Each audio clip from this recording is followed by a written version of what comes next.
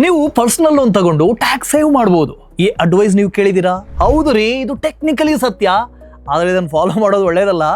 ಯಾಕೆಂದ್ರೆ ಇದೊಂದು ದೊಡ್ಡ ಫೈನಾನ್ಷಿಯಲ್ ಟ್ರ್ಯಾಪ್. ಹೌದು, ಟೆಕ್ನಿಕಲಿ ಪರ್ಸನಲ್ ಲೋನ್ ಮೇಲೂ ಟ್ಯಾಕ್ಸ್ ಬೆನಿಫಿಟ್ ಸಿಗುತ್ತೆ, ಆದರೆ ಅದನ್ನು ನೀವು ಹೇಗೆ ಯೂಸ್ ಮಾಡ್ತೀರೋ ಅದರ ಮೇಲೆ ಡಿಪೆಂಡ್ ಆಗುತ್ತೆ. ಆದರೆ ಇದರಿಂದ ನೀವು ಎಕ್ಸ್ಟ್ರಾ ಎಷ್ಟು ಹಣ ಕಳ್ಕೊತೀರೋ ಯಾರು ಹೇಳೋದಿಲ್ಲ.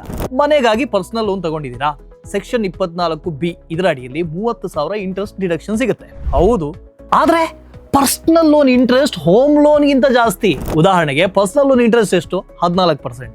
ಅದೇ ಹೋಮ್ ಲೋನ್ ಇಂಟ್ರೆಸ್ಟ್ ರೇಟು 8%. ಅದೇ ನೀವು 10 ಲಕ್ಷ ಎಲ್ಲಾದ್ರೂ ನೀವು ಲೋನ್ ತಗೊಂಡ್ರೆ ಪರ್ಸನಲ್ ಲೋನು, ನೀವು 60,000 ಎಕ್ಸ್ಟ್ರಾ ಇಂಟ್ರೆಸ್ಟ್ ಅನ್ನ ಕಟ್ತಾ ಇದ್ದೀರಿ. ಟ್ಯಾಕ್ಸ್ ಸೇವ್ ಆಗೋದು ಕೇವಲ 9,000. ನೆಟ್ ಲಾಸ್ ನಿಮಗೆ 51,000. ಈ ಲೋನ್ ನ ಮನೆ ಕಟ್ಟೋದಕ್ಕೆ ಅಥವಾ ಖರೀದಿಗೆ ಯೂಸ್ ಮಾಡಿದ್ರೆ ಸೆಲ್ಫ್ ಆಕ್ಯುಪೈಡ್ ಪ್ರಾಪರ್ಟಿಗೆ 2 ಲಕ್ಷದವರೆಗೆ ಕ್ಲೇಮ್ ಮಾಡ್ಕೋಬಹುದು. ಲೆಟೌಟ್ ಪ್ರಾಪರ್ಟಿಗೆ ಫುಲ್ ಇಂಟ್ರೆಸ್ಟ್ ಡಿಡಕ್ಷನ್ ಸಿಗುತ್ತೆ, ಹೋಮ್ ಲೋನ್ ನ ರೀತಿಯಲ್ಲೇ.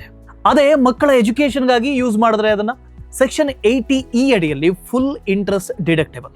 ಆದರೆ ಎಜುಕೇಶನ್ ಲೋನ್ ಕೂಡ ಅದೇ ಬೆನಿಫಿಟ್ ಕೊಡುತ್ತೆ. ಇಂಟ್ರೆಸ್ಟ್ ರೇಟ್ ಎಷ್ಟು? 10% ವರ್ಸಸ್ ಪರ್ಸನಲ್ ಲೋನ್ದು 14%. ಹೆಚ್ಚು ಇಂಟ್ರೆಸ್ಟ್, ಸೇಮ್ ಬೆನಿಫಿಟ್.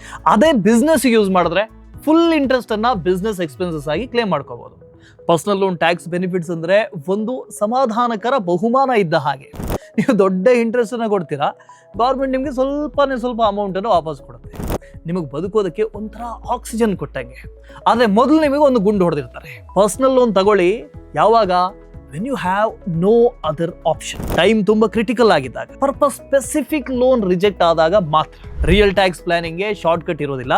ಈ ಜುಗಾಡ್ ಸಜೆಷನ್ ನಿಮ್ಮ ಫ್ರೆಂಡ್ಗಳಿಗೆ ಇವತ್ತೇ ಶೇರ್ ಮಾಡಿ. ಗ್ರೋ ಕನ್ನಡ ಫಾಲೋ ಮಾಡೋದನ್ನ ಮರಿಬೇಡಿ.